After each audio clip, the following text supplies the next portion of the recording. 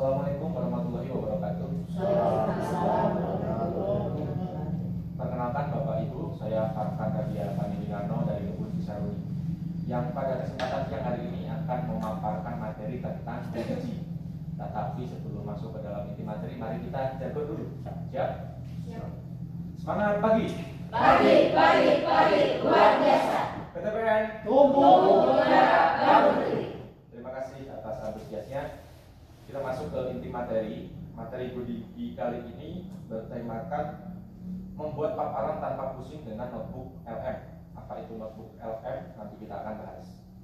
Bapak dan Ibu di sini pasti pernah diminta membuat laporan pemaparan. Biasanya kendala utamanya adalah bahan dokumen yang sangat panjang dan banyak. Biasanya kita harus membaca satu persatu, mencari poin penting, menyusun rangkuman, lalu menyiapkan materi presentasi. Proses ini tentu membutuhkan waktu yang lama. Nah, pada kesempatan kali ini saya akan memperkenalkan apa itu notebook LM. Notebook LM adalah website yang berbasis AI yang dapat membantu kita menyusun paparan dengan lebih cepat dan lebih terstruktur. Namun perlu diingat, AI bukan pengganti kita. AI hanyalah asisten yang membantu mempercepat pekerjaan. Hasil akhirnya tetap harus kita periksa dan kita sesuaikan lagi. Cara kerja notebook LM sebenarnya cukup sederhana. Pertama, kita mengunggah dokumen yang akan dijadikan sumber informasi. Setelah itu, notebook LM akan memproses dokumen tersebut. Dari sana kita bisa meminta AI membuat ringkasan, mengambil poin-poin penting, bahkan menyusun kerangka presentasi yang baik. Yang menarik, seluruh jawabannya hanya mengacu pada dokumen yang kita unggah sehingga lebih fokus dan relevan. Di dalam notebook LM terdapat beberapa fitur yang sangat membantu. Ada fitur sources untuk mengelola sumber dokumen, chat untuk bertanya atau memberi perintah kepada AI, dan summary untuk membuat ringkasan dokumen, dan citation yang menunjuk bagian mana dari dokumen yang menjadi dasar jawaban AI tersebut. Dengan begitu kita dapat melakukan pengecekan kembali jika diperlukan. Agar hasilnya lebih maksimal, ada 5 langkah sederhana yang bisa kita ikuti.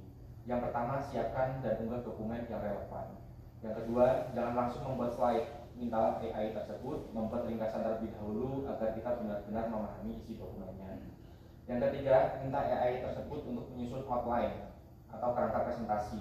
Misalnya 8 slide dengan urutan mulai dari latar belakang, pembahasan, hingga kesimpulan. Kemudian bisa juga ditambahkan dengan perintah, misalnya gunakan bahasa yang sederhana atau bahasa yang formal. Yang keempat, dari outline tersebut kita bisa minta AI untuk membuat poin-poin utama untuk setiap slide. Sebaiknya maksimal 4 poin agar slide tetap bersih dan mudah dipahami. Langkah terakhir, lakukan review secara manual. Pastikan data, angka, nama maupun istilah sudah benar sesuai apa yang ingin kita presentasikan.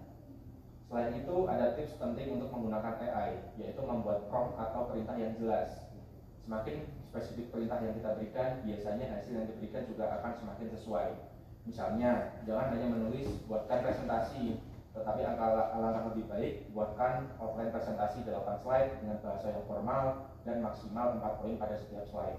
Semakin jelas prompt atau semakin jelas perintah, maka hasilnya akan semakin baik. Namun kita juga harus memperhatikan keamanan data. Jangan mengunggah dokumen yang berisi data pribadi, kata sandi, dokumen hukum yang bersifat rahasia, ataupun strategi bisnis perusahaan yang bersifat konfidensial. Gunakan notebook LM hanya untuk dokumen yang memang aman untuk diproses. Yang tidak kalah penting, jangan langsung percaya pada seluruh hasil AI, tetapi lakukan verifikasi, terutama untuk angka, nama, tanggal, dan jabatan, maupun informasi penting lainnya.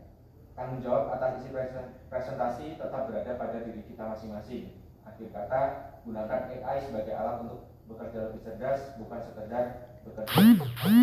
Demikian pemaparan yang dapat saya sampaikan. Materi tersebut disusun oleh Jaka Kusuma Espom, Asisten Administrasi dan Helpdesk IRP PTPN 1 Regional.